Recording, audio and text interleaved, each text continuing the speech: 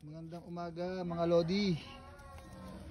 Marami akong buto dito ng durian na itatanim ko sa area namin. Oh, may mga tubo na siya oh. Ngayon, naisip ko kaysa gumamit ako ng plastic na mga cup, ito na lang gagamitin ko.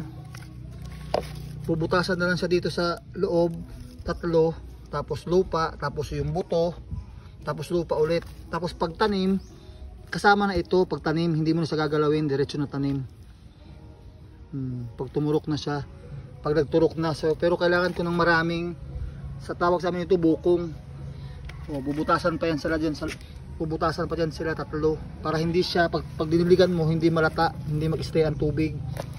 Tapos pag tatanim na, lakihan mo lang yung butas, yung sa lupa, tanim na ito lahat buo. Yun ang diskarte ko, naisip ko. Kasi gumamit ako ng plastic cup, natatanggalin mo pa sa, gagalawin mo pa sa cup. Ito, marami naman kaming mga ganito na wala ng mga laman.